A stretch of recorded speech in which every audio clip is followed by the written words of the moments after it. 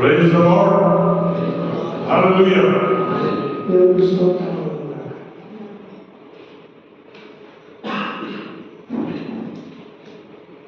I'm here this morning because of my fond friendship and association with my beloved brother Roosevelt and sister Vijay Kumar.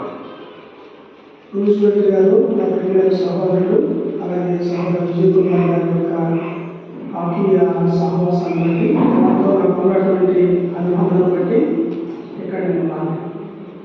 So this is a sort of reunion after 45 years. 45 సంవత్సరాల తర్వాత మళ్ళీ నేను ఇలా తిరిగి కలుసుకోవడం జరిగింది.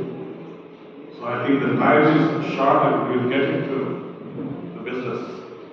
సమయం చాలా తక్కువ ఉంది కాబట్టి మనం దేవుని యొక్క వాక్యాన్ని వినడానికి వెళ్ళిపోవాలి. Acts 2:42 says, అపోస్తలుల కార్యాల గ్రంథం 2:42 ఈ విధంగా చెప్తున్నది. and they continued steadfastly in the apostles' doctrine, fellowship, bread-breaking, and in prayers. వీరు అపోస్తలుల బోధ యందును సహవాసం యందును రొట్టె విరుచుట యందును ప్రార్థన చేయుట యందును ఎడతెగక యుండిరి.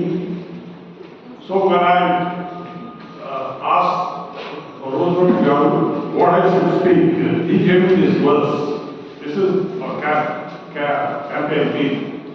సో నేను రూజ్వెల్ట్ గారిని ఈ కాన్ఫరెన్స్ లో ఏం మాట్లాడాలి అని అడిగినప్పుడు వారు ఈ యొక్క కాన్ఫరెన్స్ యొక్క ముఖ్యాంశము అపోస్తలుల కార్యములు 2:42 అని చెప్పారు. So when I read that verse, I thought, what can I speak on this? This is, there are some basic, of course, there are only basics in this. So నేను అప్పుడు అనుకున్నాను, ఇవి చాలా ప్రాథమికమైన అంశాలు, ప్రాథమికమైన విషయాలు కదా, దీంట్లో నుంచి నేను ఏం మాట్లాడాల్సి ఉంటుంది అని నాకు అనిపించింది. And maybe everybody will have knowledge of this basic things. బహుశా ఈ ప్రాథమికమైన విషయాల గురించి అందరికీ కూడా అవగాహన ఉంటుంది సహజంగా సాధారణంగా. But then as I began to meditate on this verse, అయితే ఈ వచనాన్ని నేను ధ్యానం చేయడం ప్రారంభించిన తర్వాత I found a gold mine in this verse. నేను ఒక బంగారు గనిని ఈ వచనంలో కనబడటం జరిగింది. So Brother Rosen asked me to start quarrying on the gold mine during these 2 days. So ఈ 2 రోజుల్లో రూజ్వెల్ట్ గారు నన్ను కోరింది ఏమిటి అంటే ఈ గనిని త్రవ్వమని. But then as I began to meditate deeper into this, నేను ఈ యొక్క వచనాన్ని లోతుగా ధ్యానం చేసే కొద్దీ, because quarrying this gold mine is not easy. మరి ఈ యొక్క బంగారు గనిని త్రవ్వడం అనేది అంత సులువైన పని కాదు. Because on the surface there are landmines. మరి పైన చూసినట్లయితే అక్కడ మనకి భూమి అనేటువంటిది రకరకాలుగా ఉంటుంది. You know what is landmines? Landmines? మీకు తెలుసా ల్యాండ్ మైన్స్ అంటే ఏంటో? Something, it's like a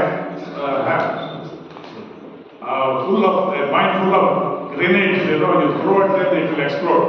మరి పైన ఉన్నటువంటి ప్రేరుడు పదార్థాలతో ఆవరించబడి ఉంటుంది. అది పేలడానికి ఆ పదార్థం పైన కట్టబడి ఉంటుంది, బంగారు గనికి పైన.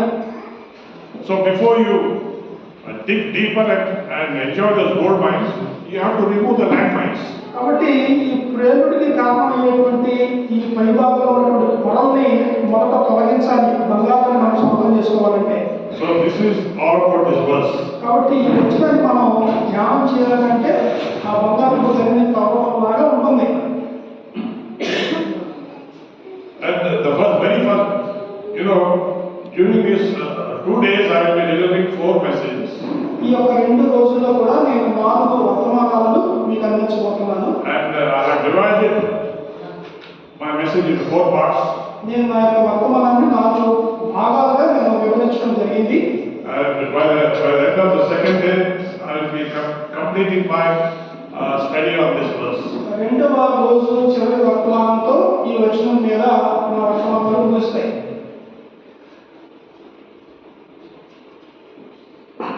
This verse talks about apostles' doctrine. ఈ యొక్క వచనం అపోస్తలుల యొక్క సిద్ధాంతాల గురించి బోధిస్తుంది. Now the core doctrine of this apostle, what is called apostles' doctrine, is discipleship.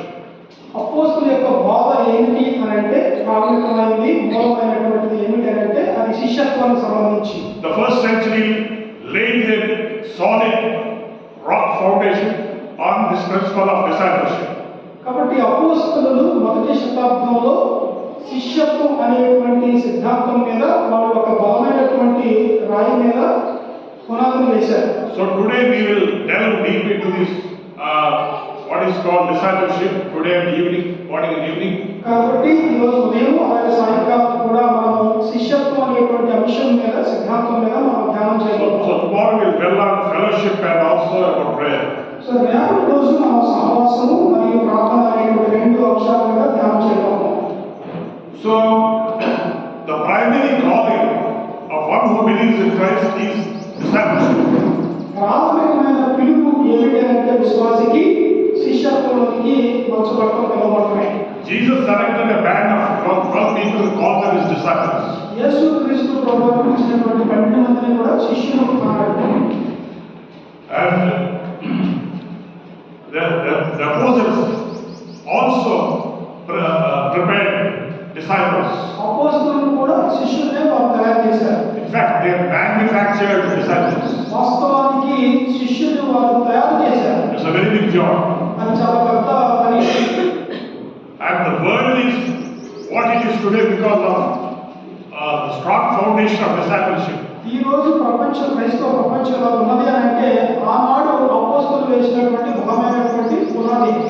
Now let's see another verse in Matthew 28:19-20. మత్తయి సువార్త 28వ అధ్యాయం 20వ వచనం చదువుకుందాం. 19 and 20. 19 20 వచనం. Therefore, go and make disciples of all nations, baptizing them in the name of the Father and of the Son and of the Holy Spirit, and teaching them to obey everything I have commanded you. Surely I am with you always to the very end of the age. కాబట్టి మీరు వెళ్ళి సమస్త జనులను శిష్యులుగా చేయండి, తండ్రి యొక్క కుమారుని యొక్క పరిశుద్ధాత్మ యొక్క నామములోనికి వారికి బాప్తిస్మం ఇచ్చుచు నేను మీకు ఏ సంగతులను ఆజ్ఞాపించుతున్నో వాటన్నిటిని గైకొనవలెనని వారికి బోధించుడి. ఇదిగో నేను యుగ సమాప్తి వరకు సదాకాలం మీతో కూడా ఉన్నానని వారితో చెప్పాను. So what the apostles taught the early believers was teaching them to obey everything I have commanded you. ప్రాథమికంగా ఉన్నటువంటి ఆత్మ సంఘంలో అపోస్తలులు ఏమి బోధించబడ్డారు అంటే నేను మీకు ఏ సంగతులు ఆజ్ఞాపించుతున్నో వాటన్నిటినీ వారికి బోధించండి అనే పిలుపు ఆత్మ బిలీవర్స్లో ఇవ్వబడింది. So basically it talks about obedience ప్రాథమికంగా విధేయత గురించి మాట్లాడుతుంది. and obedience to every word spoken by Jesus. యేసు ప్రభువారు సెలవిచ్చినటువంటి ప్రతి మాటకు విధేయత చూపించడం గురించి ఈ వాక్యం మాట్లాడుతుంది. If you are serious about Christian life, మీరు క్రైస్తవ జీవితం గురించి మీరు తీవ్రత కలిగిన వారైతే, and if you want to make a mark on the people in this modern world, if you are to make a mark on the people, influence on the people in this modern world, కాబట్టి మీరు ప్రజలను ప్రభావితం చేసేటువంటి వారుగా ఉంటారు ఈ విధంగా దేవుని యొక్క బోధ ప్రకారంగా కనుక జీవించినట్లయితే. so if you want to make a mark in this world and be a sphere of influence wherever you are living or doing, then you have to follow this principle of what is called discipleship, which demands obedience to every word spoken by Jesus. కాబట్టి మనం ఈ ప్రపంచంలో క్రైస్తవులుగా ప్రభావవంతమైన జీవితాన్ని జీవించే వారిగా ఉండాలి అంటే యేసుక్రీస్తు ప్రభువు సెలవించిన ప్రతి మాటకు విధేయత చూపించే వారిగా ఉండాలని ఈ వచనం తెలియజేస్తుంది. So Christian life is in a way it is a serious life. కాబట్టి ఒక విధంగా చెప్పాలంటే క్రైస్తవ జీవితం అనేది చాలా సీరియస్ లైఫ్ అని చెప్పాలి. And it is a 24-hour job. ఇది 24 గంటల ఉద్యోగం పని ఉన్నది. People talk about full-time ministry, ప్రజలు ఏమంటారంటే పూర్తిగా పరిచర్య అంటుంటారు. but this is a full-time job. అయితే ఈ క్రైస్తవ జీవితం అనేది పూర్తి కాల వ్యాపకం. What is a full-time job? ఏంటి ఈ పూర్తి కాల పని ఏంటి? if you are a teacher, ఒకవేళ మీరు కనుక ఉపాధ్యాయులు అయితే, or if you are an engineer, ఒకవేళ మీరు కనుక ఒక ఇంజనీర్ అయితే, you are a doctor, మీరు కనుక ఒక వైద్యులు అయితే, or you are something businessman. మీరు ఏదైనా వ్యాపార ఉంటే, So you think that is your full-time job. అది మీరు పూర్తిగా ఉద్యోగం అని భావిస్తారు కదా. And many people consider spiritual life as a part-time job. కాబట్టి చాలా మంది అనుకుంటారు ఆత్మీయ జీవితం అనేటువంటిది అది సగం జీవితం అని భావిస్తారు. But spiritual life is a high calling of God, and it demands our full time. అయితే ఈ ఆత్మీయ జీవితం అనేది ఉన్నతమైనటువంటి పరలోక పిలుపుగా ఉన్నది. It demands our total attention more than our daily course of life or our daily calling of life, whether to be a teacher or an engineer or doctor or whatever. మన దైనందిన జీవితంలో మనం చేసేటువంటి ఏ ఉద్యోగమైన, టీచర్ అయినా doctor అయినా, దేనికంటే కూడా ఇది చాలా ఉన్నతమైనదిగా మన క్రైస్తవ జీవనం అనేటువంటిది. Christian life is a full-time job. కాబట్టి క్రైస్తవ జీవితం అనేది పూర్తి కాల పని వ్యాపకము జీవితమై ఉన్నది. And it is full-time to those who take these words serious. కాబట్టి యేసుక్రీస్తు ప్రభువు చెప్పినటువంటి ఈ మాటలు ఎవరైతే తీవ్రంగా పరిగణిస్తారో అలాంటి వారికి క్రైస్తవ జీవితం అనేది పూర్తి కాల పని వ్యాపకమై ఉన్నది. And in this world, whether you are engaged in a job or doing business, that is only to take care of your earthly needs. ఒకవేళ మీరు ఈ లోకంలో ఏదైనా ఒక పనిని ఉద్యోగాన్ని కనుక చేస్తున్నట్లయితే అది కేవలం భౌతిక సంబంధమైన మీ జీవితానికి సంబంధించి అది బాధ్యత కలిగి ఉంటారు. And that is, but the calling of God to be a disciple and to be obedient to Him in every word that is spoken, that's a full-time life, full-time job. అయితే శిష్యులుగా పిలవడం, శిష్యులుగా తయారు చేయడం అనేది మాత్రం అది మీ పూర్తికాల జీవితానికి, ఈ భౌతికమైన ఈ భూమి మీద జీవించేటప్పుడు పూర్తికాల జీవితానికి సంబంధించింది. So if you think your job is to be your number one priority, కాబట్టి మీ యొక్క పనికి మీరు మొదటి స్థానాన్ని ఇవ్వాల్సిన వారుగా ఉన్నారు. see, what you believe is what holds your life. ఏదైతే నమ్ముతారో అది మీ జీవితంలో పట్టుకుంటుంది.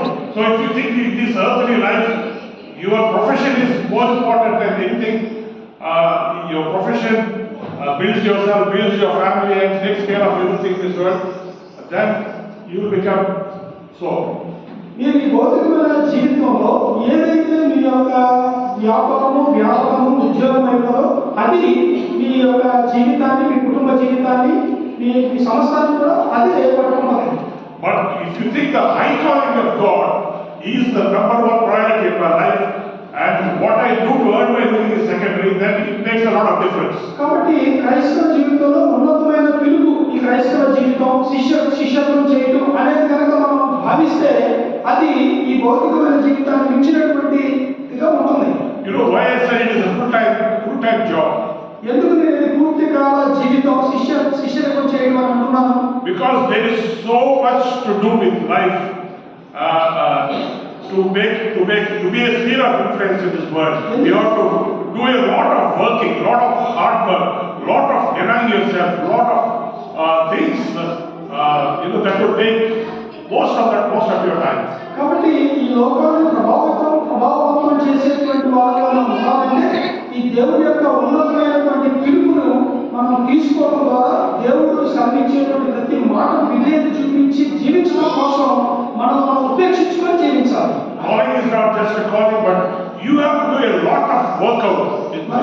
పిలుపు అంటే దేవుడి పిలుపు అంటే అది కేవలం ఒక పిలుపు కాదు, కానీ దానికోసం ఎంతో కష్టం చేయాల్సి ఉంటుంది. You have to make sacrifices for that. దానికోసం త్యాగాలు చేయాల్సి ఉంటుంది. Maybe you have to deny yourselves on many occasions. చాలా సందర్భాల్లో మిమ్మల్ని మీరే ఉపేక్షించుకోవాల్సి వస్తుంది. And maybe you have to give a lot of time for what you believe to be the number one priority in your life. కాబట్టి మీ జీవితంలో ప్రథమ స్థానం ఇచ్చే దానికోసం మీరు ఎంతో కష్టపడాల్సి ఉంటుంది, మిమ్మల్ని మీరు త్యాగం చేసుకోవాల్సి ఉంటుంది, త్యజించుకోవాల్సి ఉంటుంది. So those who live a life of a disciple surely are not ordinary people. కాబట్టి శిష్యులుగా ఉండటానికి పిలువబడిన వారు, శిష్యులుగా ఉండటానికి జీవించేటువంటి జీవితం అనేది అది సాధారణమైన సామాన్యమైన జీవితం కాదు. You know, speakers, evangelists, pastors, maybe they are great people according to you. కాబట్టి మీ దృష్టిలో ప్రసంగికులు గాను సువార్థికులు గాను ఎవరైతే ఉన్నారో పాస్టర్స్ గా ఉన్నటువంటి వారు మీ దృష్టిలో గొప్పవారుగా మీరు భావించవచ్చు. But one who is practicing as a disciple of Jesus Christ is the greatest one. అయితే యేసు ప్రభువుని పిలిపించినట్లుగా శిష్యులుగా జీవించడం అనేటువంటిది చాలా గొప్ప పని. And so this verse clearly says that a disciple, you have to teach the disciple to obey everything I have commanded you. కాబట్టి ఇక్కడ ఈ వచనంలో యేసు ప్రభువు ఏం చెప్తున్నారంటే శిష్యులతోటి, నేను మీకు ఏ సంగతులు ఆజ్ఞాపించుతున్నో వాటన్నిటినీ కైకొనాలని వారికి బోధించుడి. Now I want you to give your full attention to what is being said here. ఇక్కడ ఏదైతే చెప్పబడినో దాని మీద మీరు పూర్తిగా ఏకాగ్రత ఇవ్వాలని నేను కోరుతున్నాను. And don't get distracted by people coming. కాబట్టి వచ్చే వారి గురించి మీరు అటు ఇటు చూడవద్దు. Don't get distracted. మీరు మీ ఏకాగ్రత ఉంచుతారు. Turn your attention to the word of God. I think it's only 40 or 45 minutes. కాబట్టి చాలా తక్కువ 45 నిమిషాలు కాబట్టి ఒక గంట 30 నిమిషాల సమయం కాబట్టి పూర్తిగా మీరు మీ గమనాన్ని వాక్యం మీద ఉంచడానికి ప్రయత్నించండి. And so please don't get distracted. దయచేసి మీరు అటు ఇటు వచ్చే వాళ్ళని చూడడానికి ప్రయత్నించండి. And so the primary calling of a disciple. కాబట్టి శిష్యుని యొక్క ప్రాథమికమైన పిలుపు. So what should he do? ఏం చేయాలి? In Philippians 2:8, ఫిలిప్పీయులకు రాసిన పత్రిక 2వ అధ్యాయం 8వ వచనం. Philippians 2:8. ఫిలిప్పీయులకు రాసిన పత్రిక 2వ అధ్యాయం 8వ వచనం. Now we take Jesus as the greatest model. మనం ఇక్కడ చూస్తాం యేసుక్రీస్తు ప్రభువారు మనకు గొప్ప మాదిరిగా ఉన్నారు. He is the greatest model for human beings. మనుషులందరికీ కూడా ఆయన గొప్ప మాదిరిగా ఉన్నాడు. Of course, when you talk about obedience, people immediately quote Abraham who obeyed God and all that. మనం విధేయత అని మాట్లాడగానే అబ్రహాము విధేయత చూపించాడు జనులకి అనే ఆ సందర్భం గుర్తొస్తుంది. But of course, Abraham is a model. అవును, వాస్తవానికి అబ్రహాము మాదిరిగానే ఉన్నాడు. But Jesus Christ is a super model. అయితే యేసుక్రీస్తు ప్రభువు ఆయన ఇచ్చినటువంటి మాదిరిగా ఉన్నాడు. And we can see that here in Philippians 2:8. ఫిలిప్పీయులు 2:8లో మనం దాన్ని చూస్తాం. And being found in fashion as a man, he humbled himself and became obedient unto death, even the death of the cross. మరియు ఆయన ఆకారమందు మనుషులుగా కనబడి మరణం పొందినంతగా అనగా శిలువ మరణం పొందినంతగా విధేయత చూపిన వాడై తనని తాను తగ్గించుకోలేను. Now it talks about humility. అక్కడ ఆయన యొక్క తగ్గింపుల గురించి మాట్లాడుతుంది వచ్చిన. He humbled himself and became obedient unto death. తాను తగ్గించుకున్నాడు. ఎంతగా అంటే మరణం పొందినంతగా విధేయత చూపించిన వాడుగా తగ్గించుకున్నాడు. So for a disciple, two things are crucial. శిష్యుడికి రెండు విషయాలు చాలా ఇష్టమైనవి. One is humility, ఒకటేమో తగ్గించుకోవడం, and another thing is obedience. రెండవ విషయం ఏమో విధేయత చూపించడం. If you want to be obedient, నీవు విధేయత చూపించాలి అని ఆశపడితే, before you obey anybody, విధేయత ఎవరికైనా సరే నువ్వు చూపించాలంటే it takes humility to obey someone. తగ్గించుకోవడం అనేది మొట్టమొదటిగా జరగాలి. It takes humility to obey someone. ఎవరికైనా ఎవరి దృష్టిలోనైనా సరే మనం తగ్గించుకోకుండా విధేయత చూపించలేము. See, when you think you know everything, మీకు అంతా తెలుసు అని అనుకున్నారు అనుకోండి, then it will be very hard to obey anyone. కాబట్టి ఎవరికైనా కానీ మనం విధేయత చూపించాలంటే చాలా కష్టం. It will be very difficult. చాలా కష్టం. It's not so easy as reading this verse and keeping silent. ఇక్కడ మనం రాసినట్టుగా చదువుకున్నట్టుగా అంత సులువుగా విధేయత చూపించడం లేదు. Reading is easy. Living is hard. మరి మాట్లాడటం చాలా ఈజీయే కానీ దాన్ని పాటించడం చాలా కష్టం. So it is, if you have to be obedient either to man or to authorities or to God, you will need humility to do that.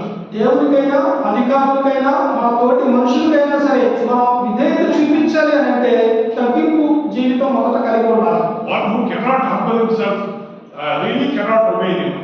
కాబట్టి తగ్గింపు జీవితం అనేది లేకుండా ఒక వ్యక్తి మరొకరికి విధేయత చూపించడం అనేది సాధ్యం కాదు. And it is, it's very difficult for a person to obey someone who thinks he is junior to him, junior in faith, junior in experience. కాబట్టి అనుభవంలో కానీ విశ్వాసంలో కానీ ఈయన నాకంటే కూడాను ఈయన జూనియర్ అని కనుక భావిస్తే తగ్గించుకోవడం అనేది అది విధేయత చూపించడం అనేది చాలా కష్టమైపోతుంది. Even if he's saying the right thing. ఒకవేళ ఆ వ్యక్తి జూనియర్ గా భావించబడే వ్యక్తి సరైనది చెప్పినా సరే మనం దానికి విధేయత చూపించాం. So humility does not take into consideration seniority or juniority or whatever. కాబట్టి తగ్గించుకోవడం అనేటువంటిది నాకంటే సీనియరా లేదా జూనియరా అనే దాని మీద ఆధారపడి లేదు. You know, I think we all have tried that in your life. You have tried that in your life to be humble, and how many times you have failed or succeeded? మీ అందరూ కూడా ఈ విషయంలో మీరు training అయి ఉండొచ్చు. బహుశా తగ్గించుకోవడం అనే విషయంలో మీరు సీనియరా జూనియరా ఎన్నిసార్లు మీరు విజయవంతంగా తగ్గించుకున్నారో, ఎన్నిసార్లు తగ్గించుకునే విషయంలో మీరు ట్రైనింగ్ పర్సన్స్ అయి ఉంటారు. Many times you may think that someone speaking here, someone sharing something you are above that person and you cannot accept that word. చాలా సార్లు ఎవరైనా ఏదైనా చెప్తూ ఉన్నప్పుడు ఆ చెప్పే విషయాలు మీకు తెలుసుంటే మీరు మాకు ఇవన్నీ తెలుసు, వారికంటే నేను చాలా గొప్ప అని భావించవచ్చు. So after living this Christian life for 30 to 40 years, you think it's not for me. These words are not for me. 30-40 సంవత్సరాల క్రైస్తవ జీవితం జీవించిన తర్వాత మనం ఎవరైనా ఏదైనా వాక్యం చెప్తూ ఉంటే, మెసేజ్ ఇస్తూ ఉంటే ఇవి నా కోసం కాదులే, ఇవన్నీ నాకు తెలుసులే అనే భావన. When we study about Jesus, మన యేసు ప్రభు గురించి మనం చదివినప్పుడు what are we? Human beings. మనం మనుషులుగా మనం ఏంటి? You can be a director of a company. You can be a principal of a school or an institution, or you can be holding very high positions in this earthly sphere. But what are we? And when compared to what Jesus showed us the model of humility. ఈ లోకంలో మనం వివిధ రకాల హోదాలు కలిగి ఉన్నప్పటికీ కూడా ఒక కంపెనీకి డైరెక్టర్ అవ్వచ్చు, ఒక సంస్థకి అధినేత అవ్వచ్చు, ఈ భూమి మీద ఎలాంటి మన స్థానాలు, ఉన్నతమైన స్థానాలు కలిగి ఉన్నప్పటికీ కూడా యేసు ప్రభు కంటే కూడా మన గొప్ప కాదు కదా. What is humility? ఏంటి తగ్గించుకోవడం? Humility is not sitting on the floor when there are so many chairs here. ఇక్కడ చాలా కుర్చీలు ఉండగా నేల మీద కూర్చుంటే తగ్గింపు అని కాదు. And humility is not being poorly dressed when you have good dresses to wear. మనకు మంచి దుస్తులు ఉన్నప్పటికీ కూడా మనం ఏదో ఒక బాగా పేదవాళ్ళు ధరించేటువంటి పాత బట్టలు ధరించుకుంటే అది తగ్గింపు అని కాదు. So we have different perceptions of this humility. కాబట్టి తగ్గింపు అనేటప్పటికీ మనకు దీంట్లో చాలా భిన్నమైనటువంటి భాషలు ఉన్నాయి. But all this outward expression of humility does not matter at all. కాబట్టి ఈ తగ్గించుకోవడం అనేటువంటిది బయటికి కనిపించేటువంటి ఏవైతే ఉన్నాయో దానికి సంబంధించింది కాదు. It is something of the inside. అది లోపల హృదయానికి సంబంధించిన విషయం. You can appear to be humble outside and be very proud inside. బయటికి మనం తగ్గించుకుంటున్నట్టుగా కనపడొచ్చు, కానీ లోపల ఎంతో గర్వంతో మనం ఉండే అవకాశం ఉంది. You don't like to listen. మనం వినడానికి ఇష్టం. You always comment. మనం ఎప్పుడు కూడా ఇతరులు ఏదో ఒకటి కామెంట్ చేస్తూ You ఉంటాం. criticize. మన ఇతరులు విమర్శిస్తూ ఉంటాం. And you think you know better than someone there. ఇతరుల కంటే కూడా నేను చాలా మెరుగు అని భావన కలిగి ఉంటాం లోపల. So all these things are inherent in a human flesh. It's part and parcel of that. కాబట్టి మానవ శరీరంలో ఇవన్నీ కూడా సంక్రమణగా ఉన్నాయి, ఈ భావాలన్నీ. So now let's talk about Jesus' humility. కాబట్టి యేసు ప్రభు యొక్క తగ్గింపు జీవితం గురించి మనం మాట్లాడుకుందాం. There are two steps of humility in Jesus. యేసు ప్రభు యొక్క జీవితంలో రెండు మెట్లు ఉన్నాయి తగ్గింపు జీవితంలో. One is, he says, one thing is Jesus is Father, Son and the Holy Spirit. Triune God. He is 1/3 of Trinity. And he is the King of the universe, King in the heaven. He is God, part of the Godhead in heaven. త్రిత్వ సిద్ధాంతంలో లేకపోతే దైవ త్రిత్వంలో యేసు ప్రభు ఒక వ్యక్తిగా, రెండో వ్యక్తిగా ఉన్నాడు. అయినప్పటికీ కూడా ఆయన సమస్త సృష్టికి కూడా ఆయన రాజుగా ఉన్నాడు, ప్రభువుగా ఉన్నాడు. And such a great God who is all powerful, Almighty, the Omniscient, and all that, he humbled himself to come to this world and become flesh. సర్వశక్తిమంతుడు, సర్వజ్ఞాని, సర్వవ్యాప్తి, అనంతుడైనటువంటి ఆ గొప్ప దేవుడు ఆయన తనను తాను తగ్గించుకొని శరీరాన్ని ధరించుకొని ఈ భూమి మీదకి దిగి రావడానికి ఇష్టపడ్డాడు. So when you think you are something or someone, somebody who is important, నీవు ఎప్పుడైనా సరే ఎవరైనా ఒక వ్యక్తి చాలా ప్రాముఖ్యం అనుకున్నప్పుడు, or highly talented, or highly gifted, లేకపోతే ఆయన చాలా తలాంతులు కలిగిన వ్యక్తి అని అనుకున్నప్పుడు, then if you show your expression of humility in your lifestyle, then that will be considered by me. So అలాంటి వ్యక్తి కనుక తగ్గింపు కలిగి ఉంటే దాన్ని మనం తగ్గింపు కలిగిన వ్యక్తి నిజంగా అని భావించవచ్చు ఆ వ్యక్తిని. So you are something, but you are humbling yourself. ఎందుకంటే నువ్వు గొప్ప తలాంతులు కలిగిన వ్యక్తిగా ఉండి నేను తగ్గించుకొని ఉన్నావు కాబట్టి అలాంటి సందర్భంలో ఆ వ్యక్తి తగ్గింపు కలిగి ఉన్నాడని మనం చెప్పవచ్చు. You know, if you are a good speaker, ఒకవేళ మంచి ప్రసంగికుడు అయి ఉండొచ్చు. the general tendency of speakers is to criticize the other speaker, saying that he has poor revelation, he doesn't have good understanding of the word and all. ఒకవేళ మంచి speaker అయి ఉంటే కనుక వేరే వర్తమానం చెప్పేటువంటి ప్రసంగికుడిని వారికి దేవుడి వాక్యం గురించినటువంటి అవగాహన లేదు, జ్ఞానం లేదు అని వారిని విమర్శించవచ్చు. This speaker is supposed to be a spiritual person. ఈ యొక్క స్పీకర్ ఏమో ప్రసంగికుడేమో ఈయన మంచి ఆత్మ సంబంధ వ్యక్తిగా ఉండాలి. He is supposed to be a representative of Christ. యేసు ప్రభు యొక్క ప్రతినిధిగా ఈ స్పీకర్ ఉండాలి. But see, when he talks, he likes to criticize all the speakers of the world. అయితే ప్రపంచంలో ఉన్నటువంటి మిగతా ప్రసంగికులందరినీ కూడా విమర్శిస్తూ ఉంటే What a brand of humility is that? అక్కడ అది ఎటువంటి తగ్గింపు కలిగినటువంటి జీవితం. There is someone who can sing well, gifted in singing. ఒకవేళ ఎవరైనా పాటలు పాడే విషయంలో మంచి తలంపు కలిగి ఉంటే Can you appreciate another gifted person వేరే with all your heart? వేరే తలంపు కలిగిన వ్యక్తిని పూర్ణ హృదయంతో అభినందించేటువంటి వ్యక్తిగా ఉండాలి. Can you tell that person you are singing better than me? నాకంటే నువ్వు బాగా పాడుతున్నావు అని చెప్పేసి చెప్పగలిగే స్థితిలో ఉండగలరా? You are singing better than me. నాకంటే బాగా మీరు పాడుతున్నారని చెప్పగలిగే స్థితిలో ఉండగలమా? Can you say that?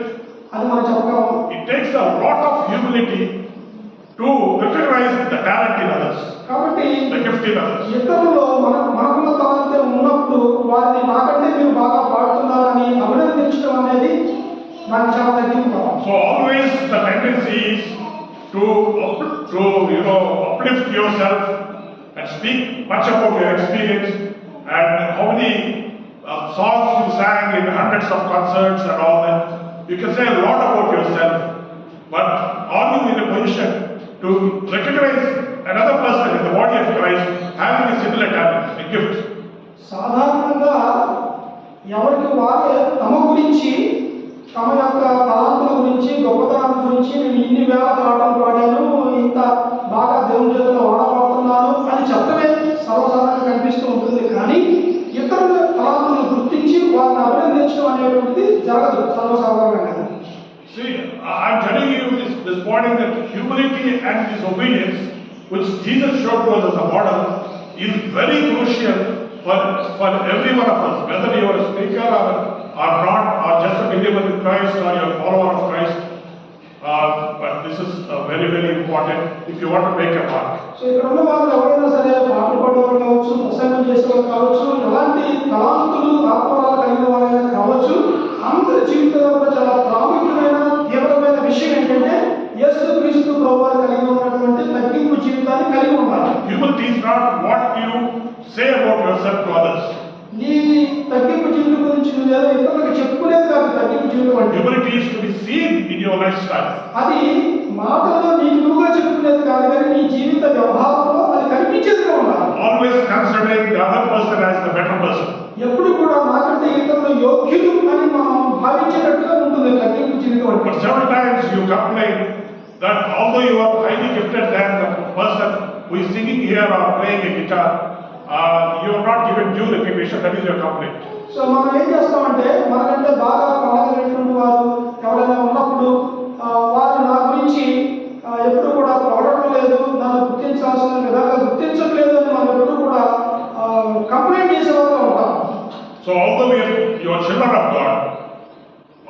children of God, మనం దేవుని పిల్లలుగా ఉన్నప్పటికీ we have a lot of testimonies to share. మనం చాలా సాక్ష్యాలు చెప్పుకోవచ్చు. But because maybe you're not practicing this humility and obedience, you're not able to be a very special sphere of influence to people around you. People must consider you as a very special person, someone very special that there are many qualities in your ability. కాబట్టి మన యొక్క జీవితంలో చాలా ప్రత్యేకమైన లక్షణాలు ఉన్నప్పటికీ కూడా మనం ప్రభావవంతంగా ఇతరులను ప్రభావం చేసేటువంటి వారంగా లేకపోవడానికి కారణం ఏంటంటే ఈ తగ్గింపు అనేటువంటి లేకపోవడం. Because Jesus said you are the light of the world. ఎందుకంటే యేసుప్రభువు చెప్పారు మీరు లోకానికి వెలుగై ఉన్నారు. You are the light of the world. మీరు లోకానికి వెలుగు. And every one of us are supposed to be a light of the world, giving light to people around you and those in darkness. మన చుట్టూ చీకటిలో ఉన్న వారికి మన వెలుగుని ప్రకాశింపజేసే వారంగా మనం ఉండాలి. So are we really making a difference? మనము అలాంటి ఒక ప్రత్యేకతను మనం చూపించగలుగుతున్నాము. Are we a light unto others? మనం ఇతరులకు వెలుగుని చూపించే వారిగా ఉండగలుగుతున్నాము. In practically by displaying our humility, by living a life of humility. మన దైనందిన జీవితంలో తగ్గింపు జీవితం కలిగి ఉండటం ద్వారా మనం ఈ లోకాన్ని వెలుగుగా ప్రభావితం చేసేవారుగా మనం ఉండగలుగుతున్నాము. So the most important things in our life that Jesus told us is humility and obedience. These two are very difficult. కాబట్టి మన యొక్క జీవితంలో యేసుక్రీస్తు ప్రభువు చెప్పినటువంటి పాటించాలని చెప్తున్న రెండు ప్రాముఖ్యమైన విషయాలు ఏమిటంటే తగ్గింపు కలిగి ఉండటము, విధేయత చూపించడం. ఈ రెండు కూడా చాలా తీవ్రమైనటువంటి కష్టమైన విషయాలు. We all want everybody to obey us. మనం ఏమని కోరుకుంటామంటే ప్రతి ఒక్కరు కూడా నాకు విధేయత చూపించాలని కోరుకుంటాం. But we do not want to obey others. కానీ మనం ఇతరులకు విధేయత చూపించే విషయంలో మాత్రం ఆ మనసు కలిగి ఉన్నాం. Or obey God. దేవుడికి విధేయత చూపించాం.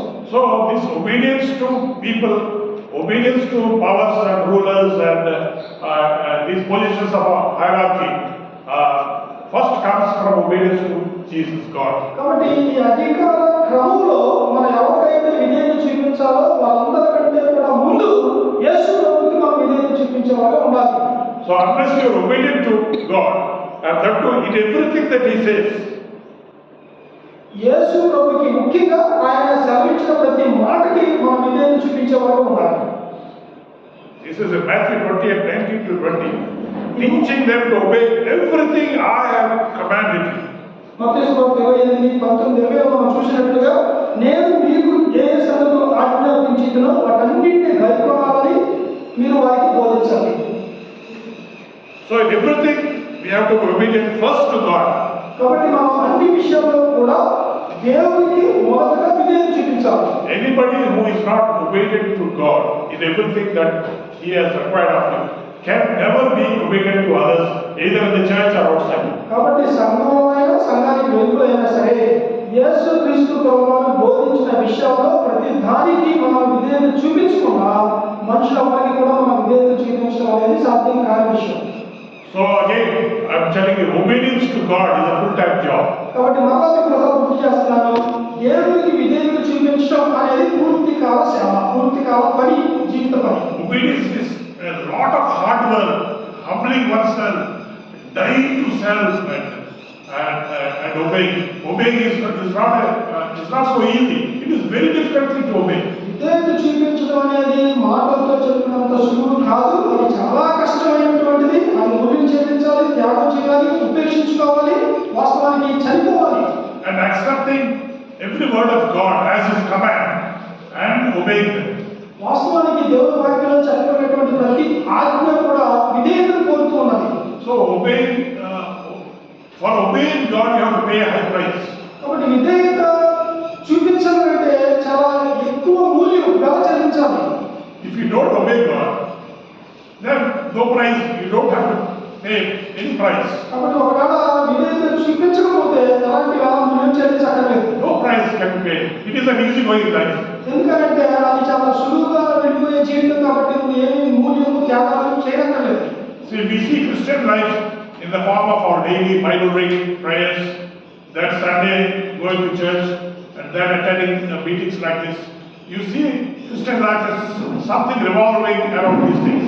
క్రైస్తవ జీవితం మనం సాధారణంగా కనుక గమనిస్తే బైబిల్ చదువుకోవడం, రోజు ప్రార్థన చేసుకోవడం, ఆదివారం చర్చికి వెళ్ళడం, ఇలాంటి వ్యవహారాల చుట్టూ ప్రతిరోజు ఒక చక్రంలా తిరుగుతుంది. So when we do all these things, మనం ఇవన్నీ చేసుకుంటే we think we are obeying God. మనం ఏమనుకుంటామంటే నేను దేవుడికి విధేయత చూపిస్తున్నాను కాబట్టి ఇవన్నీ చేస్తానని. No, we are not obeying God. వాస్తవానికి మనం విధేయత చూపించాలి ఇది చేయడం ద్వారా. Yes, you are praying. అవును, నువ్వు ప్రార్థన చేస్తున్నావు. Yes, you are reading the Bible. Bible చదువుతున్నావు. Yes, you are going to church. అవును, నువ్వు చర్చికి వెళ్తున్నావు. Yes, you attend spiritual meetings. కాబట్టి నువ్వు క్రైస్తవ సభకి హాజరవుతున్నావు. But that's not obeying God. అయితే అది విధేయత చూపించడం కాదు దేవుడికి. That's only a outer form of a religious practice. అది ఒక మత సంబంధమైనటువంటి ఒక బయటికి బాహ్యంగా కనిపించేటువంటి ఒక పని. These things everybody is doing. అది ఒక్కొక్కరు చేస్తారు. All churches are doing. అన్ని సంఘాలలో All Christians are doing. అందరు క్రైస్తవులు వాళ్ళు చేస్తారు. And they think they are obeying God. వాళ్ళు ఏం ఆలోచిస్తారంటే మేము దేవుడికి విధేయత చూపిస్తున్నాం కాబట్టి ఇవన్నీ చేస్తాం అనుకుంటారు. But they are not obeying God. అయితే మనం వాస్తవానికి దేవుడికి విధేయత చూపిస్తూ ఇవన్నీ చేయాలి. Now Jesus said there are 2 commandments. Out of 10 commandments, he condensed everything to 2 commandments. And he said these 2 are essence of the Bible. యేసుక్రీస్తు ప్రభువారు 10 ఆజ్ఞలను 2 ఆజ్ఞలుగా క్రోడీకరిస్తూ చెప్పిన మాట ఏంటంటే ఈ 2 ఆజ్ఞలు ప్రధానమైనవి, ప్రాముఖ్యమైనవి. ఈ 2 ఆజ్ఞల సారమే మొత్తం బైబిల్ అంతా ఇమిడి ఉంది. And he says these 2 commandments: thou shalt love the Lord thy God with all your heart, mind, soul, intellect and strength, and thou shalt love thy neighbor as yourself. ఆ 2 ఆజ్ఞలలో యేసు ప్రభువు చెప్పిన విషయం ఏంటంటే పూర్ణాత్మతో, పూర్ణబలంతో, పూర్ణ శక్తితో, పూర్ణ వివేకంతో నీ దేవుడిని యెహోవాను ప్రేమించాలి, అలాగే నీ పొరుగువారిని కూడా ప్రేమించాలి అని చెప్పాడు. So when we read this, మనం చదివినప్పుడు 2 ఆజ్ఞలు what do we think of ourselves? మన గురించి మనం ఏం ఆలోచిస్తాం? Are we loving God నిజంగా దేవుడిని ప్రేమిస్తున్నామా? with all our heart, పూర్ణ హృదయంతో, with all your mind, పూర్ణ మనస్సుతో, with all your strength? మొత్తం మన యొక్క పూర్ణ బలంతో దేవుడిని ప్రేమిస్తున్నామా? At the outset it appears that we are loving God, and because we are reading our Bible, because we are saying our prayers, and because we attend church regularly, and we think we are obeying God. ఇంతకుముందు మనం చెప్పుకున్నట్టుగా మనం Bible చదవడం, ప్రార్థన చేయడం, చర్చికి వెళ్ళడం, క్రైస్తవ సమావేశాలకు హాజరవడం ద్వారా నేను దేవుడిని ప్రేమిస్తున్నాను, దేవుడికి విధేయత చూపిస్తున్నాను అని మనం అనుకుంటాం. And he says, if you love me, obey my commands. ఆయన అన్నాడు, మీరు నన్ను ప్రేమిస్తే నా ఆజ్ఞలకు లోబడండి అన్నాడు. Now if you say that I love my God with all my heart, ఒకవేళ మీరు కనుక నా పూర్ణ హృదయంతో దేవుడిని ప్రేమిస్తున్నాను అని చెప్తున్నట్లయితే then we have to prove it. అది నేను నిరూపించాలి. You have to prove it if you say you love. నిజంగా నువ్వు నీ ప్రేమని నిరూపించాలి. Now if you tell your wife, I love you so much, ఒకవేళ నువ్వు నీ భార్య ఉన్నట్లయితే నీ భార్యను నువ్వు ఎంతగానో ప్రేమిస్తున్నావో చెప్తున్నట్లయితే, or if you tell your husband, I love you so much, లేదా నీ భర్తతో నేను ప్రేమిస్తున్నాను బాగా అని చెప్తున్నట్లయితే, then in some way you have to prove it. ఎక్కడో ఉన్నప్పుడు దాన్ని నిరూపించుకోవాలి. Maybe you have to buy a good salad for that, ఒకవేళ ఒక మంచి చీరను ఆమెకు కొనడం ద్వారా నిరూపించుకోవచ్చు. or a good dress for your children. నీ పిల్లలకి మంచి దుస్తులు కొనడం వల్ల Something to prove your love. నీ ప్రేమని ఏదో ఒక విధంగా నిరూపించుకోవడానికి ప్రయత్నం చేయాలి.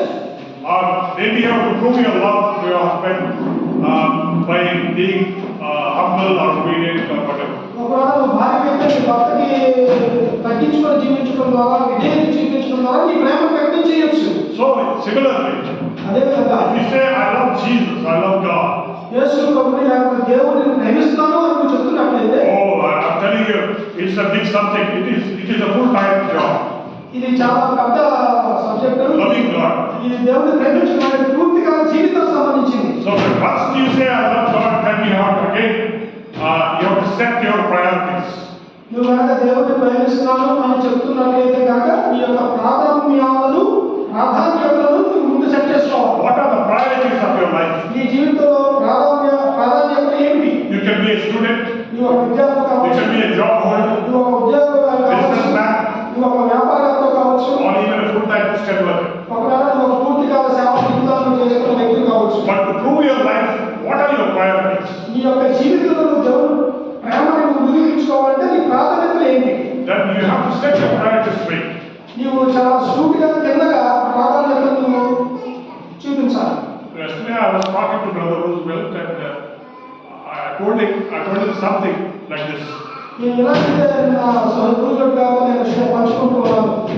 And I said, somebody said like this, that if a man lives for 70 or 75 years, ఒకవేళ ఒక వ్యక్తి 70 సంవత్సరాలు జీవించి ఉన్నట్లయితే out of 75 years, 25 years goes to one's job, whether teacher, doctor, engineer, whatever. 25 సంవత్సరాల జీవితం ఉద్యోగానికి సరిపోతాయి.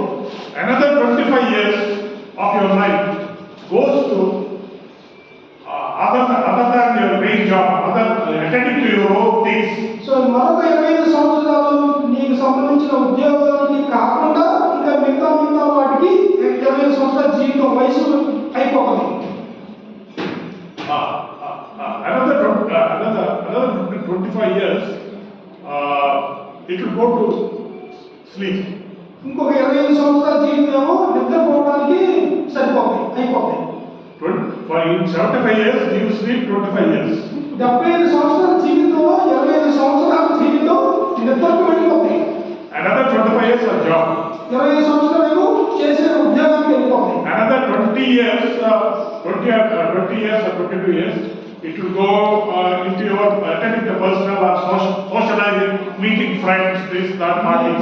మిగతా 22 సంవత్సరాల జీవితమేమో ఈ ప్రయాణాలకు లేకపోతే బయట ఫంక్షన్లకు మన బంధువులకి వాటికి వీటికి ఖర్చు అయిపోతాయి. But if you calculate the whole time that you are given for prayer or to God, it comes to 2 years or 3 years. ఒకవేళ నీవు కనుక ప్రార్థనలు కానీ ఇలాంటి సమావేశాలు కానీ హాజరవడం కనుక మనం చూస్తే అది కేవలం ఒక 2 సంవత్సరాలకు మాత్రమే పరిమితమై ఉంటుంది. You calculate all the time you are giving for prayer or whatever, and it will add up to 2 years or 3 years. కాబట్టి మీ భక్తి జీవితానికి కనుక మీరు ఈ సమయాన్ని కనుక కేటాయించడం చూసినట్లయితే అది కేవలం ఒక సుమారు 2 సంవత్సరాలకే పరిమితమైపోతుంది. But what do we say? కానీ మనం ఏం చెప్తాం? We say, while talking God first. God first, God. మన మాటలు చెప్పేటప్పుడు మాత్రం దేవుడికి మనం ఇస్తామని చెప్తూ ఉంటాం. God is important. దేవుడు నా జీవితంలో చాలా ప్రాముఖ్యమని చెప్తూ ఉంటాం. But where is God when you are sleeping? మనం నిద్రపోతుంటే దేవుడు ఎక్కడ? Where is God when you are working? నువ్వు ఉద్యోగం నీ పని చేసుకుంటుంటే దేవుడు ఎక్కడ? Where is God when you are attending at your own things? నీ యొక్క వ్యక్తిగత వ్యవహారాలను చూసుకుంటున్నప్పుడు దేవుడు ఏమైపోయాడు? So you are giving little time for prayer, but not for the things of God. ప్రార్థన కానీ వాక్యానికి కానీ దేవుడికి సంబంధించిన వ్యవహారాలకి మనం చాలా తక్కువ సమయాన్ని కేటాయిస్తున్నాం. So when you say you love God, నీవు దేవుడిని ప్రేమిస్తున్నావు అని చెప్పినట్లయితే all these 75 years you have to live for Him. 75 సంవత్సరాలు కూడా నువ్వు దేవుడి కోసం బతకాలి. And you have to be a model. 75 years. ఆ విషయంలో 75 సంవత్సరాలు కూడా మాదిరిగా ఉండాలి. If you are a real disciple of Christ, then you will be a model to everyone at job while you are working on these 25 years. Even when you are sleeping also you will be a model for God. And in the rest of the years, you will be a model all the 75 years. కాబట్టి అసలు శిష్యులైన నిజమైన నికాసైనటువంటి యేసు ప్రభు యొక్క శిష్యులు అయితే కనుక ఈ 75 సంవత్సరాల్లో నీ యొక్క వ్యక్తిగత జీవితం కావచ్చు, వృత్తిగత జీవితం కావచ్చు, నీవు దేవుడి కోసం చివరికి నిద్రలో కూడా నువ్వు దేవుడి కొరకే జీవించాలి. Anybody who is living as a disciple, taking all this seriously, he is definitely living all the 75 years of his life for God. కాబట్టి ఎవరైనా సరే అన్నప్పుడు వాళ్ళు యేసు ప్రభువును ప్రేమిస్తున్నారు, నేను ఆయన శిష్యుని ఆయన వెంబడిస్తున్నాను అని చెప్తున్నట్లయితే ఈ 75 సంవత్సరాలు కూడా ప్రభు కొరకు జీవించాలి. I know life is full of responsibilities and so many things to attend inside the family, outside the family, and also doing justice to God. కాబట్టి నాకు తెలుసు జీవితం అనేది లోపల బయట కుటుంబంలో కావచ్చు, కుటుంబానికి వెలుపల సమాజంలో కావచ్చు చాలా చాలా బాధ్యతలతో నిండి ఉన్నది. అయినప్పటికీ కూడా దేవుడికి మనం సమర్పణ అవ్వాలి. So what is your first love that will define the quality of life? కాబట్టి నీ మొదటి ప్రేమ దేనికి అనేది నీ యొక్క నాణ్యమైన జీవితాన్ని నిర్ణయిస్తుంది. It influences every sphere of life. కాబట్టి నీ జీవితం యొక్క సమస్తాన్ని కూడా అదే ప్రభావం చేస్తుంది. And if you say God is my first love, ఒకవేళ నువ్వు దేవుడికి నా మొదటి ప్రేమ అని చెప్పినట్లయితే then you have to practice obedience. నీవు విధేయతను అభ్యాసం చేయాలి. You have to practice obedience. ఖచ్చితంగా విధేయతను అభ్యాసం చేయాల్సిందే. You know, a person's lifetime is not enough. It's not enough to on a daily basis obey God and correct ourselves. మరి ఒక మనిషి యొక్క జీవితము దేవునికి విధేయత చూపించడానికి మనం సరి చేసుకోవడానికి సరిపోదు. Are you listening here? People here, are you listening? Are you attentive? అందరూ వింటున్నారా? ఎదుర్కొన్నవారు Praise God. So, your whole life, you have to practice this. కాబట్టి మన జీవితం అంతా కూడా దేవుని ప్రేమిస్తుంటే కనుక విధేయత చూపించడానికి అభ్యాసం చేయాలి. So, forget about so many scriptures. అన్ని వచనాన్ని వాక్యాన్ని మర్చిపోండి. Just remember one verse. ఒకే ఒక వచనం మాత్రం గుర్తుపెట్టుకోండి. Thou shalt love the Lord thy God with all thy heart, mind, soul, spirit, strength. పూర్ణ హృదయంతో, పూర్ణ బలంతో, పూర్ణ శక్తితో, పూర్ణ మనసుతో దేవుని ప్రేమించు. Meditate on this one verse every day. ఈ ఒక్క వచనం మీద ప్రతిరోజు ధ్యానం చేయి. And you will know where you are. అప్పుడు నీవు ఎక్కడ ఉన్నావో నీకు తెలుస్తుంది. God will speak to you. దేవుడు నీతో మాట్లాడతాడు. God will help you to set your priorities right. నీ యొక్క ప్రాధాన్యతలను సరైన విధంగా నీవు అమర్చుకోవడానికి దేవుడు నీకు సహాయం చేస్తాడు. So unless we are serious about our Christian calling, serious about discipleship, serious about obedience, I don't think we will be any sphere of influence wherever we are. మనం కనుక దేవుని ఉన్నతమైన పిలుపు గురించి కానీ దేవుని యొక్క శిష్యత్వం గురించి కానీ మనకి ఏమాత్రం కూడా అవగాహన లేకపోతే మనం ఈ లోకంలో ఈ జీవితంలో ఏ స్థానంలో ఎక్కడున్నా కానీ మనం ఏమీ కూడా ప్రభావవంతమైన జీవితాన్ని జీవించలేము. Now Jesus' humility started from heaven. యేసు ప్రభు యొక్క దీనత్వము Heaven. ఆ పరలోకం నుంచి ఆయన యొక్క దీనత్వం అనేది ప్రారంభమైంది. When he came forward, when Father said we should go, ఆయన తండ్రి అయిన దేవుడు నీవు వెళ్ళాలి అని చెప్పినప్పుడు he was obedient. ఆయన విధేయత చూపించాడు పరలోకంలోనే. Oh, he never told the Father, oh Father, I just don't want to go to this fallen human beings. I don't want to go there. యేసు ప్రభు తండ్రి వెళ్ళమన్నప్పుడు ప్రభు నేను పడిపోయినటువంటి పతనమైపోయినటువంటి మనుషులు ఉండేటువంటి భూమి మీదకి నేను వెళ్ళను అని చెప్పలేదు. Oh Lord, you better send the Holy Spirit, Lord. I want to stay in heaven with you. నేను ఇక్కడ ఉన్నా కానీ పరిశుద్ధాత్మను పంపించి నేను పోనని చెప్పలేదు ఆయన. He never said that. ఆయన చెప్పలేదు. He never reasoned that he is not the right candidate or the Holy Spirit is the right candidate. So right Candidate. నేను సరైన వ్యక్తిని కాదు, పరిశుద్ధాత్మ అయితే సరైన వ్యక్తి భూమి మీదకి వెళ్ళడానికి ఆయన పంపించి నేను వెళ్ళాలని చెప్పలేదు ఆయన. No, he simply obeyed. ఆయన చాలా సులభంగా విధేయత చూపించాడు. He obeyed. ఆయన విధేయత చూపించాడు. And to be obedient to Father, he also learned the art of what is called humility. కాబట్టి తండ్రి అయిన దేవుడికి కుమారుడైనటువంటి యేసు ప్రభు విధేయత చూపించే క్రమంలో ఒక దేవత్వాన్ని యేసు ప్రభు కూడా నేర్చుకున్నాడు. So it takes humility first to obey any order. కాబట్టి ఒక పైనుంచి వచ్చేటువంటి ఆదేశానికి విధేయత చూపించడానికి ముందు దేవత్వాన్ని యేసు ప్రభు చూపించాడు. So for Jesus living such a beautiful life in heaven and enjoying the status of second person in the Trinity, it's not an ordinary thing for him to simply leave that beautiful, wonderful world and get to this earth, come to this earth. త్రిత్వంలో రెండో వ్యక్తిగా అందమైనటువంటి పరలోకంలో ఉన్నటువంటి ఆ స్థానాన్ని విడిచిపెట్టుకొని ఈ పడిపోయిన పతనమైపోయిన మనుషుల మధ్యకు భూమికి దిగి రావడం అనేది అంత తేలికైన విషయం కాదు అని దేనత్వంతో ముడిపడి ఉంది. God asked you a question. చివరి ఒక ప్రశ్న. Will a district collector, if he is given orders to go and join as MRO, will he join? ఒక జిల్లా మ్యాజిస్ట్రేట్ గా అధికారిగా ఉన్నటువంటి కలెక్టర్ ఎంఆర్ఓ వెళ్ళి జాయిన్ అవ్వాలంటే జాయిన్ అవ్వడం. Will you? Will you understand what I'm saying? ఏమంటాడు? Will he? No. జిల్లా కలెక్టర్ ఎంఆర్ఓ గారికి ఆదేశం ఇస్తే విధేయత చూపిస్తాడో చూపించడా? ఎస్ అంటాడా నో అంటాడా? Okay. What is your job? You. ಅದಕ್ಕೆ నీ ఉద్యోగం ఏంటి? I'm a student. You're a student. Okay. Anybody, any job, what is it? వెనక Kamala sister she is a teacher, government teacher. Kamala sister, you're a teacher. Okay. If your principal says, instead of going to class, you go and sweep the floor, will you do it? ఒకవేళ మీ principal గారు మీరు class చెప్పకుండా వెళ్ళి చీపురు పట్టుకొని ఓడవండి అని చెప్తే ఆదేశిస్తే మీరు విధేయత చూపిస్తారో చూపించరా? No. You say, I'm a DA. I'm a DA. and also MBA, and also other things. Why should I do it? No, I will not do it. You simply, just like that, very easily you will disobey the order. Okay? నేను చూపించాం I mean, we are not ready for that. నేను చదువుకున్నాను బాగా, నేను పిల్లలకి పాఠాలు చెప్పడానికి చదువుకున్నాను కానీ ఓడ్చడానికి కాదు. విధేయత చూపించాం. None of us are ready for that. కాబట్టి మనలో ఎవరు కూడా అలాంటి ఆదేశాలు విధేయత చూపించాం. But Jesus Christ, let us say, he is the district collector of heaven.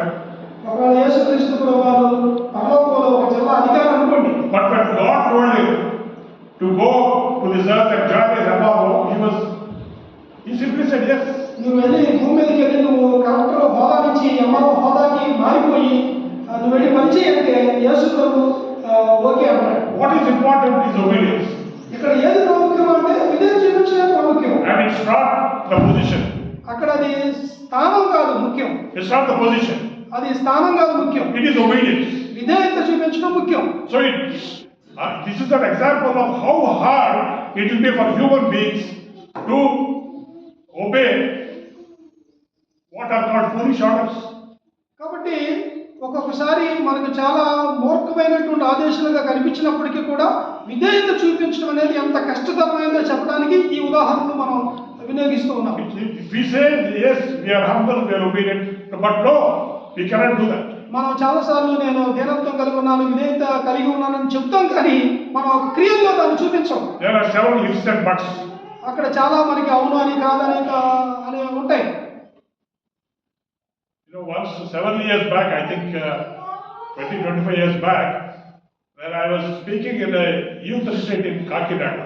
కాకినాడలో 25 సంవత్సరాల క్రితం నేను మాట్లాడుతూ ఉన్నాను. In a youth retreat లో. And I was the speaker of that.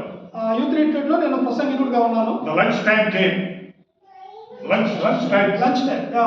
భోజన విరామ సమయం వచ్చింది. Lunch time came. భోజన విరామ సమయం వచ్చింది. And all these young people, very nicely dressed, tuck and tie and all that. అక్కడ ఉన్న యవనస్తులందరూ కూడా చాలా టక్ చేసుకొని టై చేసుకొని చాలా నీట్ గా ఉన్నారు. And nobody was coming forward to serve. అక్కడ ఎవరు కూడా ఈ యవనస్తులుగా ఉన్నటువంటి చేసుకున్న వాళ్ళు భోజన విరామ సమయంలో భోజనాన్ని వడ్డించడానికి ముందుకు రావట్లా. So they think they are engineering graduates, or maybe they are doing some post graduation somewhere, some of them are MBAs or whatever. కాబట్టి వాళ్ళు ఇంజనీరింగ్, ఎంఏ పట్టభద్రులని బహుశా భావిస్తున్నారు. So, but when the request was placed, nobody was coming to. అక్కడ ఈ పని చేయడం కోసం అని చెప్పేసి మనం చేసినప్పటికీ కూడా ఎవరు ముందుకు రావట్లా. Then I saw everyone. అప్పుడు నేను చూశాను. Then, of course, I was the speaker of that conference. నేను ఆ కాన్ఫరెన్స్ లో యూత్ రిట్రీట్ లో స్పీకర్ గా ఉన్నాను. So I came forward. నేను ముందుకు వచ్చాను. And I started serving leaves to everybody. కాబట్టి నేను అందరికీ కూడా అక్కడ పంచపెట్టడం మొదలు పెట్టాను. Everybody asked everybody to sit and I was serving them. So అందరూ కూర్చుంటే నేను భోజనాన్ని వారికి వడ్డించడం మొదలు పెట్టాను. Then some of them, "Arey, what is this? Anna is serving everyone." కాబట్టి అక్కడ చూసిన వాళ్ళు అదే ఇదేంటి స్పీకర్కి వచ్చిన ఈ పెద్ద అన్న వడ్డిస్తున్నారు అని చూశారు. They were really ashamed. వాళ్ళు నిజంగా సిగ్గుపడ్డారు. Shocked. వాళ్ళు చాలా విభ్రాంతికి గురయ్యారు. Suddenly, అకస్మాత్తుగా they simply put all your bell-bottom pants upwards. అక్కడ వాళ్ళ ఏదైతే ఉన్నాయో లూజ్ ప్యాంట్లు అవన్నీ కూడా పైకి అనుకున్నారు. Then they all started serving. అప్పుడు వాళ్ళు కూడా మొదలుపెట్టారు చూసి. So, what does this indicate? ఏంటి దేని సూచిస్తుంది? We always think we are something. మనం ఎప్పుడు అనుకుంటామో నేను ఏదో పెద్ద అనుకుంటాం. We are only eligible to hold the mic. మనం ఎంత మటుకు ఈ మైక్ పట్టుకోవడానికి నేను అనుకుని మిగతా పనులు చేయడం కాదు అనుకుంటాం. We are only eligible to give some advices to people. ఇతరులకి సలహాలు ఇవ్వడానికి నేను పనికొస్తాను, నేను కరెక్ట్ వ్యక్తిని అనుకుంటాం. And I am highly knowledgeable. లేకపోతే నేను బాగా జ్ఞానం తెలియని వ్యక్తిని.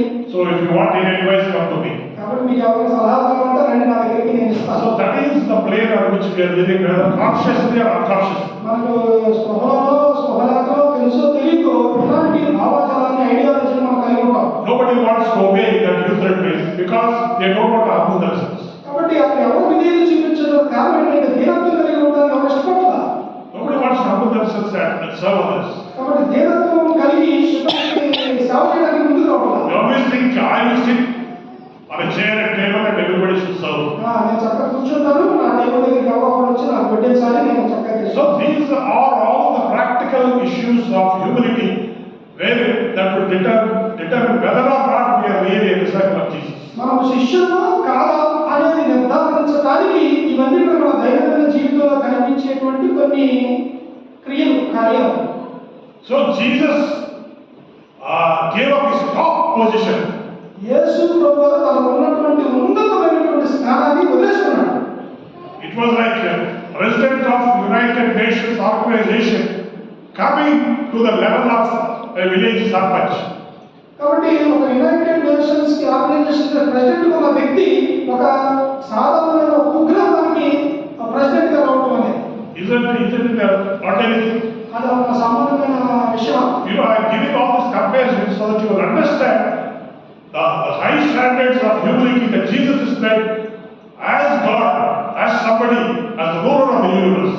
నేను ఎందుకు ఇన్ని ఉదాహరణలు మీకు ఇస్తూ ఉన్నాను అంటే ఈ దీనత్వం కలిగి ఉండడం లేదా యేసు ప్రభు తనను తగ్గించుకోవడంలో ఉన్నటువంటి ఆంతర్యం ఏంటో, విలువ ఏంటో, ప్రాముఖ్యత ఏంటో మీకు అర్థం కావాలి. If Jesus did not hesitate to forget his position or give up his position for something inferior, then how much more, what are we human beings after all?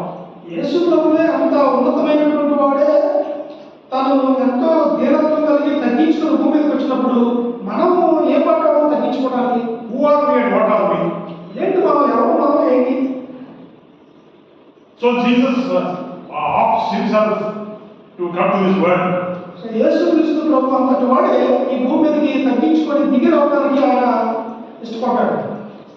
And also it says in 8th verse, in Philippians 2:8 verse, being found in fashion as a man, he humbled himself and became obedient unto death, the death of the cross. ఆయన ఆకారమున్న మనుషులుగా కనబడి మరణము పొందినంతగా, శిలువ మరణం పొందినంతగా విధేయత చూపిన వాడే తనను తగ్గించుకోలేదు. So the first stage of humility is giving up heaven and all the glories of heaven and coming to a fallen human world.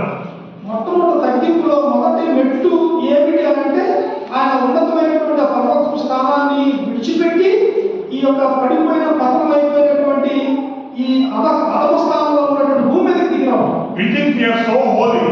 మనం చాలా పరిశుద్ధులని అనుకుంటూ ఉంటాం. Sometimes we don't like to speak to criminals or prostitutes or whatever.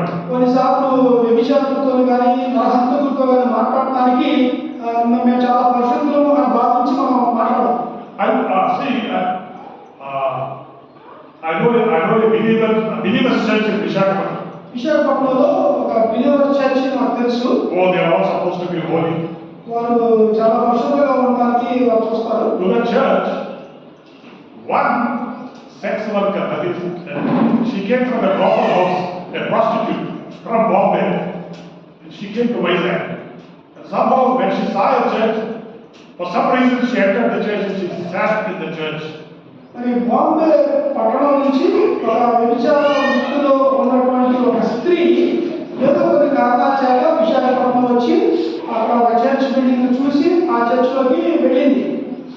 So somehow when she entered the church, somebody got some information that she was a brothel, that she is a brothelite, come from a brothel house in Bombay's Red Light area. So బాంబేలోని red light ఏరియాలో ఉన్నటువంటి వ్యభిచార గృహం నుంచి ఈ యొక్క వ్యక్తి వచ్చిందని ఏదో ఒక విధంగా అక్కడ చర్చ్లో ఉన్న ఒకరికి తెలిసింది. So this the whole church members are all holy people, no? ఈ సంఘంలో ఉన్న విశ్వాసంలో చాలా పరిశుద్ధమైనటువంటి వారుగా ఉండేలా కనపడతారు కదా. We are so holy చాలా పరిశుద్ధులు that we reject unholy. కాబట్టి అపరిశుద్ధంగా ఉన్నటువంటి వ్యభిచార గృహం నుంచి వచ్చినటువంటి ఆమెను మేము తిరస్కరిస్తాం. So through whispers, కాబట్టి everybody came to know that she swears. అందరూ కూడా అందరికీ చర్చలో ఉన్న పరిశుద్ధంగా తెలిసిపోయింది. So at the end of the service, కాబట్టి ఆరాధన అయిపోయిన తర్వాత nobody came and shook hands with her.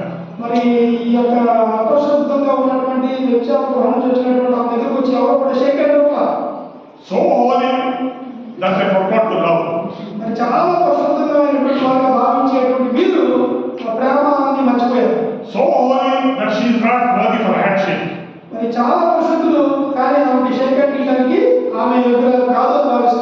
what brand of Christianity are you practicing? So ఎలాంటి క్రైస్తవ్యాన్ని మనము అభ్యాసం చేస్తాం? Even Jesus was known as a friend of sinners, of tax collectors, and he was a friend of prostitutes.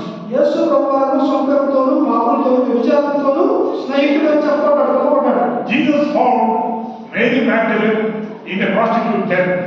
మరి యేసు ప్రభువారు వ్యభిచారంతో పట్టుబడినటువంటి ఆ మగ్దలేనే మరియా అనేటువంటి ఆమెని కనుగొన్నాడు. So in this modern world, if Jesus was in the modern world, కాబట్టి యేసు ప్రభువారు కనుక ఈ ఆధునికమైనటువంటి యుగంలో జన్మించుంటే, if he enters a prostitute den, then we will talk very bad of Jesus. very bad about Jesus. Yes. If Jesus enters a prostitute den, I think we will talk bad of Jesus.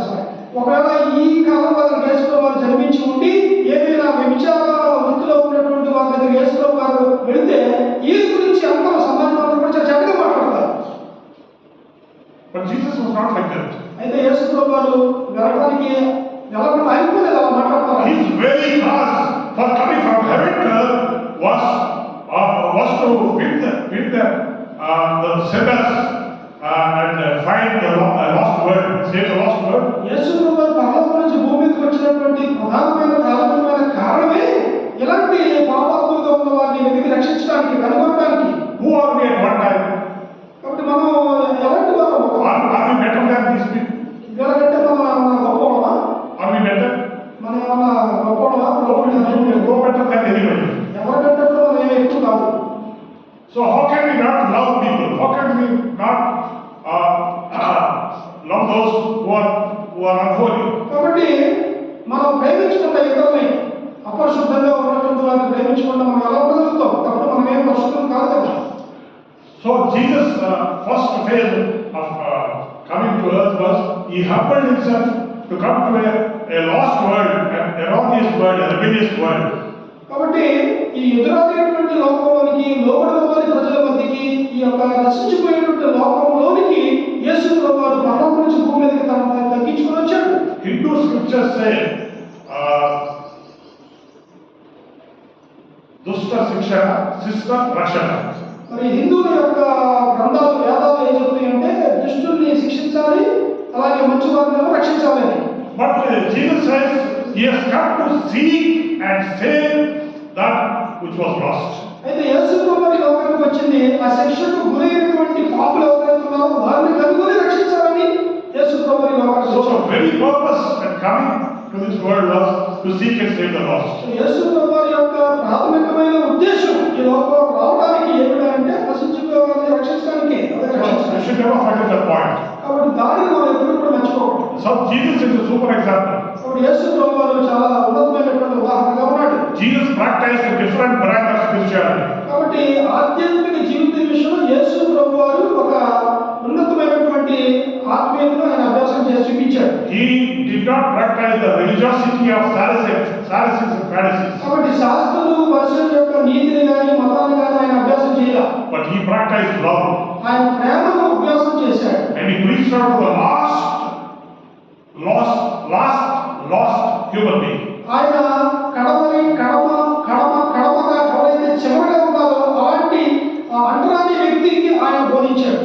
And his humility, second stage of humility was that he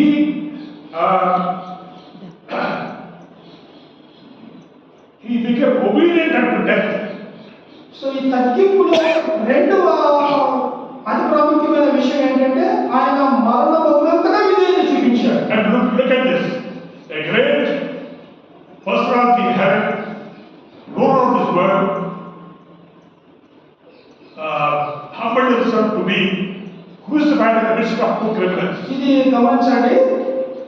ప్రపంచాన్ని మొత్తాన్ని ఏదైనటువంటి వాడు, ఉన్నతమైనటువంటి వాడు, ఆయన తనను తాను తగ్గించుకొని ఈ భూమి మీద దిగొచ్చి నశించిన వారిని రక్షించడానికి తాను చనిపోవడానికి సిద్ధమయ్యాడు.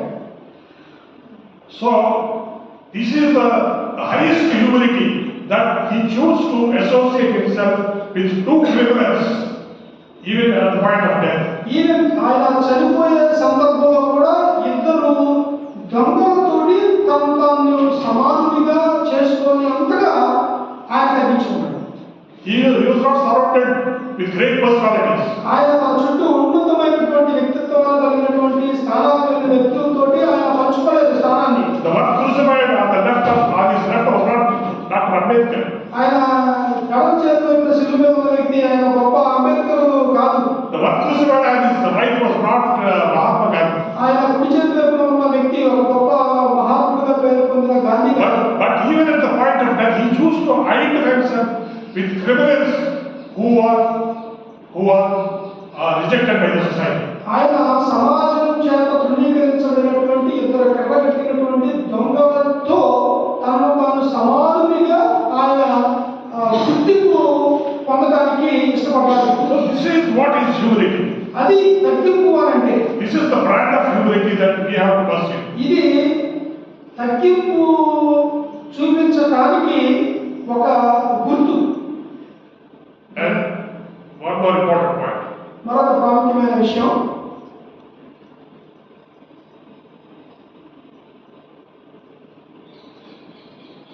He came to this world ఆయన లోకంలోకి వచ్చాడు. to make an investment. ఆయన కొంత పెట్టుబడి పెట్టడానికి వచ్చాడు. And he invested. His investment was very illogical, irrational to ordinary human beings. ఆయన సామాన్యమైనటువంటి మనుషులకు ఆయన ఏదైతే పెట్టుబడి పెట్టాడో అది ఏ మాత్రం కూడా సరైనటువంటిది హేతువైంది కాదు. Now I tell you, if you have a little idea about stocks, shares, investment in shares, did any of you invest in shares? మీకు ఈ షేర్ మార్కెట్లో పెట్టుబడులు పెట్టడం గురించి మీకు ఏమైనా కొంచెం అవగాహన ఉందా? Anybody here invested in shares? Share markets లో షేర్స్ కొనాలా? వ్యాపారస్తులు కానీ ఉద్యోగస్తులు కానీ ధనవంతులు ఉన్నారు కానీ. Oh, you all invest in heaven, okay? అందరూ పరలోకంలోనే పెట్టుబడి పెడతాం. You make a lot of investments in heaven, not in shares. Shares లో కాకుండా పరలోకంలో పెట్టుబడి పెడతాం. That's fine, but at least you can understand what I'm saying. అయితే నేను చెప్పేది మీరు అర్థం చేసుకోవడం ప్రయత్నించండి. Now anybody who wants to invest in shares, what will he choose? ఒకవేళ మీరు షేర్ మార్కెట్లో కనుక మీ యొక్క ధనాన్ని పెట్టుబడి పెట్టడానికి మీరు ఇష్టపడితే ఏమి ఎంచుకుంటారు? Will he choose a loss-making company or profit-making company? ఏదైనా లాభాలు తెచ్చే షేర్స్ కొనడానికి ఇష్టపడతారా, నష్టాలు తీసుకొచ్చే షేర్లు కొనడానికి ఇష్టపడతారా? So immediately they will go for Reliance, Tata, and what are other companies? Reliance company, Tata company, Ambani, company పెట్టుబడి పెట్టడానికి ఇష్టపడతారు. Ambani or State Bank of India. State bank of India షేర్లు, అంబానీ షేర్లు కొనడానికి ఇష్టపడతారు. Because that is profit-making. ఎందుకంటే అవి లాభాలు వస్తాయి బాగా. And they don't want to gamble their little resources on something that is they are not sure of. So వాళ్ళేమి జోబు అన్నట్లుగా వాళ్ళ దగ్గర కొంచెం మొత్తం పెట్టుకొని మన షేర్లని కొనేసుకొని మనం మోసం చేసే కార్యక్రమం మనం చేయము. That is human tendency. కాబట్టి మనుషుల యొక్క స్వభావం ఆ విధంగా ఉంటుంది. You don't invest on any business that will not yield you profits. కాబట్టి నీకు లాభాలు తీసుకురానటువంటి సంస్థల్లో మీరు పెట్టుబడి పెట్టడం ఇష్టపడరు. You don't make investment on people you think who are not productive. కాబట్టి ఎవరైతే ఉత్పాదకతని పెంచరో అలాంటి వారి మీద మీరు ధనాన్ని వేయపరచరు, లేకపోతే పెట్టుబడి పెట్టరు. But look Jesus. అయితే యేసుప్రభువుని చూడండి.